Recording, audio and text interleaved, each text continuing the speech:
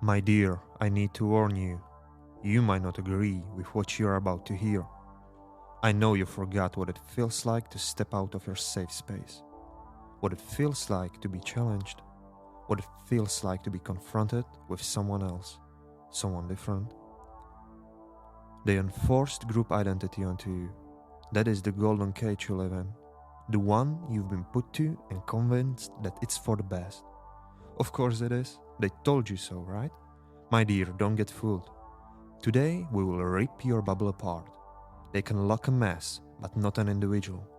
So don't be afraid to be one, but come with the fact that individuals do not agree.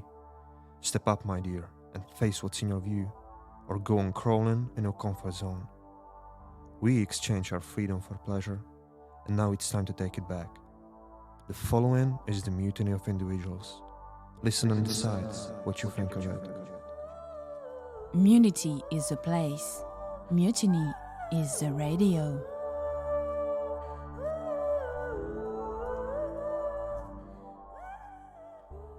Ça va Paris? Today's episode is special for it is exactly 1 year since we launched our broadcasting. What started as a project with ambition to find common ground among people has grown to the largest resistance platform in our beloved but divided Paris. Our goal has always been to give a spotlight for maybe inconspicuous but fundamental stories and views of our fellow humans. Today is 2nd May 2050. We have a rainy Monday out there, but we are going to start our day in just the right spirit with a good old-fashioned discussion. Our first guest is Emile. She's an incredible soul with passion for art. Unfortunately, her community is closed into itself. Then we will have a chance to meet with Sam from so-called influencer community. He's an outcast, just as many of us, yet of course unlike any of us. I'm sure some of you will be able to relate to his frustration and see that it's not only you. Esmeralda will be coming next. She's a witness of how far our system took us already and how uneasy it can be for one to orient in this chaotic machine we are nested in. In her district, it's forbidden to express pain under risk of serious punishment. Our fourth guest is Nylan. He works as an engineer at Research Center Unicamp 5. Worldview of his community is defined by strict boundaries of logic. Our final guest for tonight is going to be Eden. She's part of our Munity team for quite some time already, and yet this will be her first time on the show.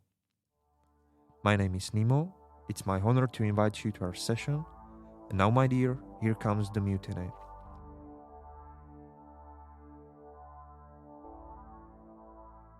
Hello, Emile. It's good to have you here. Thank you for coming. Maybe you can explain what is your background, how did you came here, and yeah, feel free to share your story. Hello. So 2 days ago at night, I was sitting on the stairs of Montmartre, and I have the habit to come there and dream about some other world. So I was writing in my diary, describing the landscape in front of me, and suddenly I saw like a firework in the sky, a purple light, something literally aesthetic and colorful exploded in the sky, and I thought, what the fuck? This is actually very beautiful, something even more beautiful than what we are creating there in our artist community. Because there in the neighborhood of Montmartre, we're supposed to have the monopoly of beauty and art. We decided to desacralize the church to create a huge workshop for artist people. This is actually the only community where art exists. At least that's what I thought. So I was staring at the sky, dreaming about my own creations, writing. And then I saw that sign and I got so curious. So I don't really know why, but I felt betrayed. That's a very strange feeling, by the way. And I decided to follow the light to discover who dared to do that. And I arrived here. Yeah, the fireworks. That was a failed test. We were trying for our 1 year anniversary, that is today. Well, it's set off 2 days ago, so no fireworks for today. I guess we should move on. Our next guest is Sam. Uh, Sam, we met at some strange conditions. I met you on the street as you were kicking the dog. I'm not really sure how to continue on that. Maybe you can give us some background. Yes, thank you, Nemo. Although, just to clarify, I was named Sam for the benefits of the show, but I do not carry a name. My community believes that it induces violence because some of these names are related to really bad persons in history. Okay. Yeah, just okay. Now that this is clear, my community are influencers, crisis influencers that firmly believe in the fake it till you make it mindset. Yes.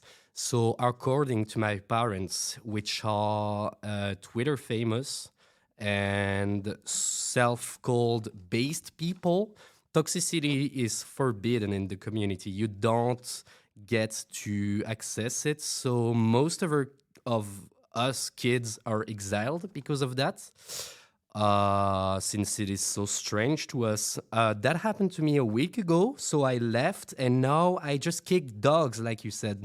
That's my thing now.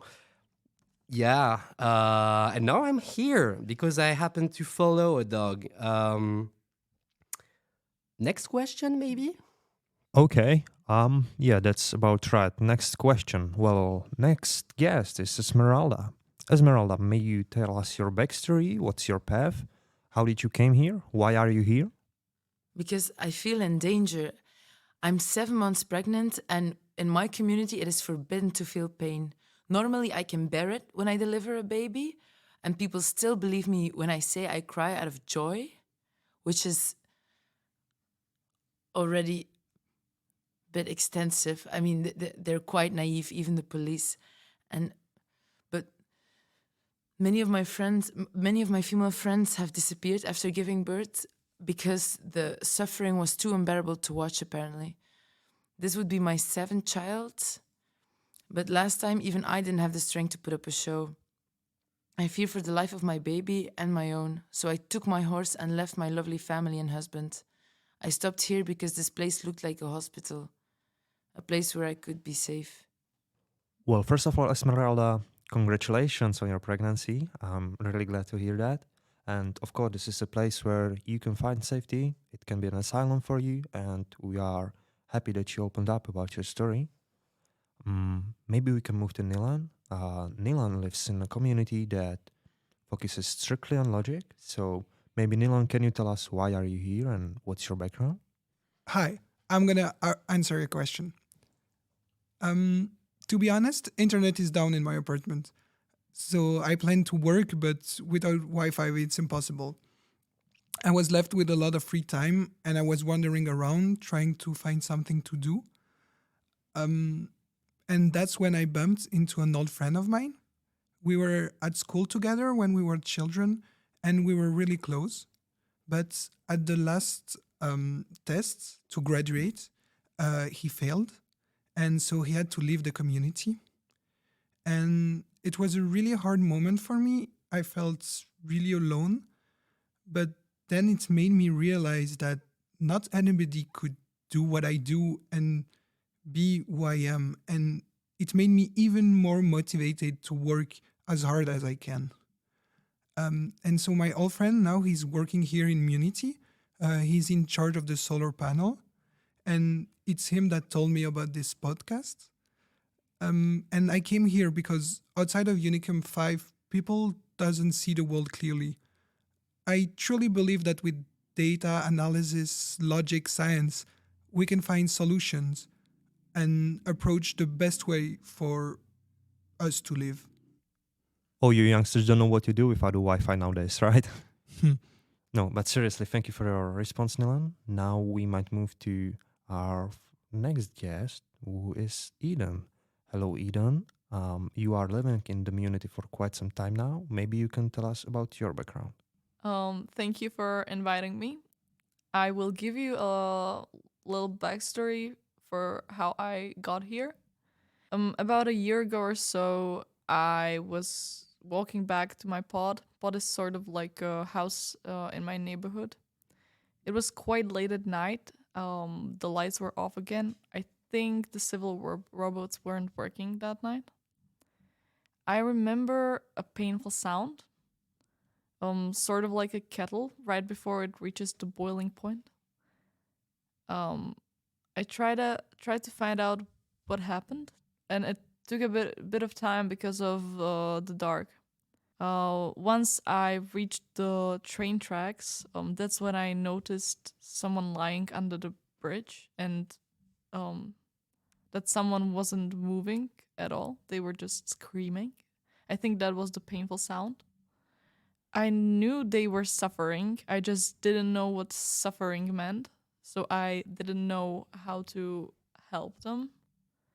And I didn't know how to deal with those emotions. And at the same time, I didn't want anyone to experience this ever again. So I ran away. And I became homeless for a while. I was just living on the edges of the communities. And then I found the Munity, and I found my place here, and I'm trying to learn how to help others who are suffering and kind of regain the meaning of the word suffering. You are still listening to Mutiny Radio.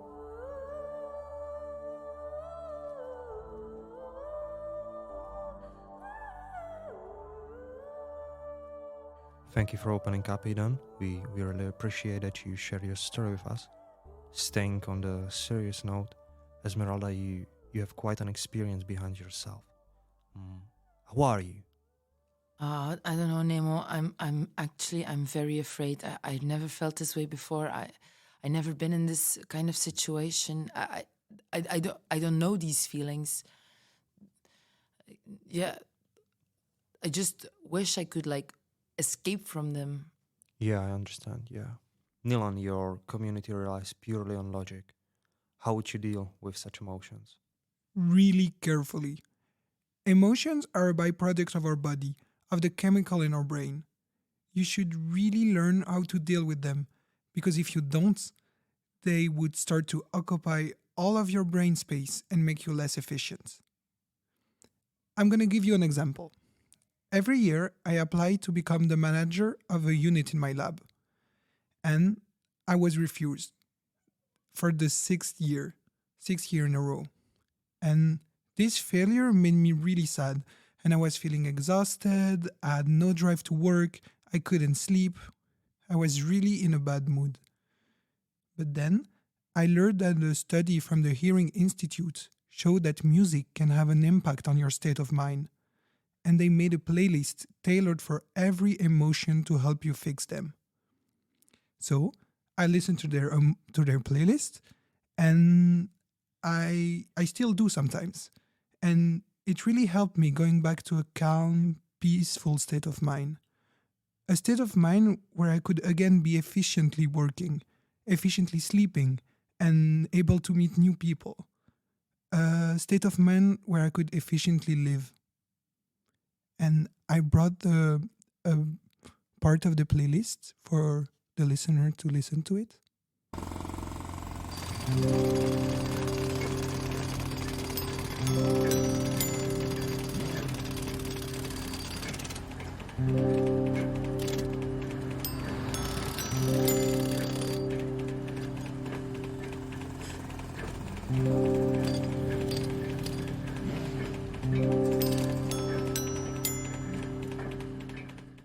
Thank you for sharing your playlist with us, Nylan.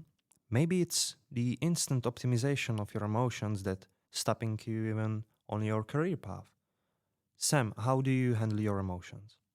I'm not sure what the question is, but I'll try to answer it in the ways of my community. They would say you eat and then you puke, right? So that's what I do here. I grab a pigeon, I eat it, I puke it.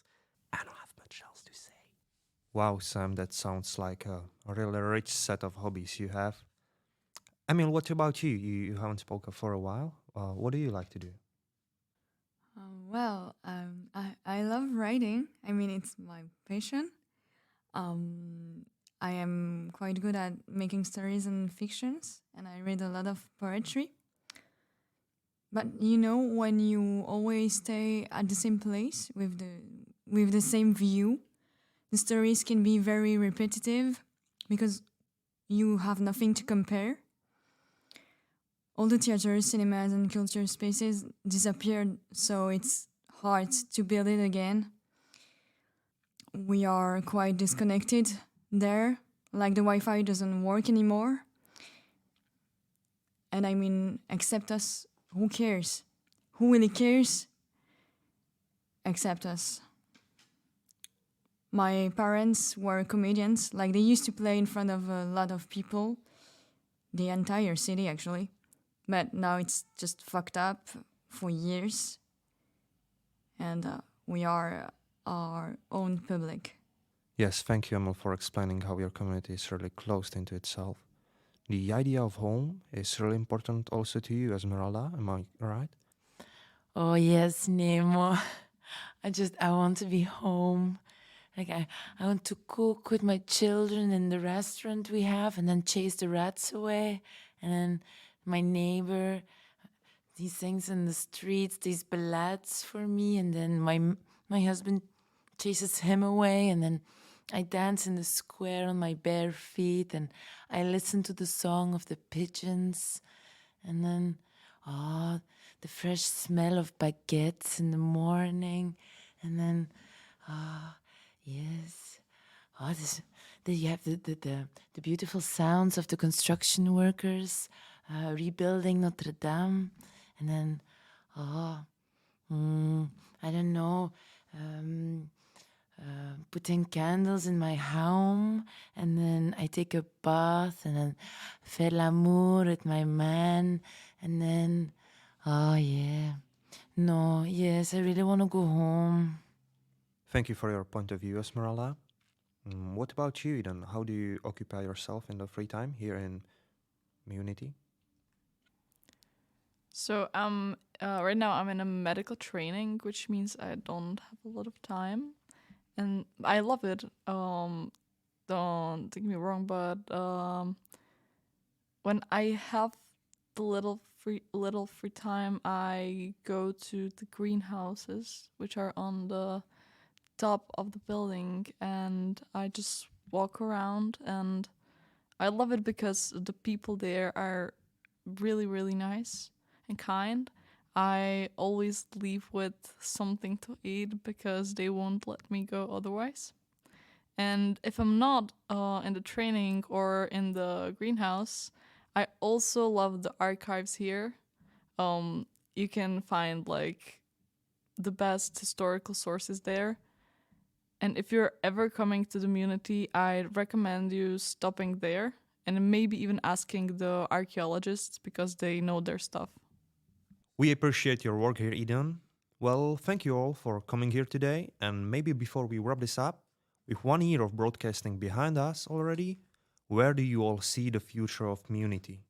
Wonderful, Nemo. I'll allow myself to go first because it's funny you should mention it, Eden. I went through the archives and I found some really interesting information about something they call the Roman Empire. They found an alternative for breast milk, something called zinchitsa, which is strongly spoiled milk that makes for stronger babies. I think that's a good start for a steadier future, no? Don't you think? Stronger babies? Actually, it's called Shinchitsa. Never mind. Whatever. The Munity has the potential to actually change something if you consider the growing network and underground research. I think it might be the thing that will shape the future of every community in Paris. I think it's an interesting experience. It opens new questions, new area that need to be studied, but I don't think the use of the space and goods is really optimal. And I'm a bit scared when I see the amount of energy lost in unproductive projects and unimportant activities.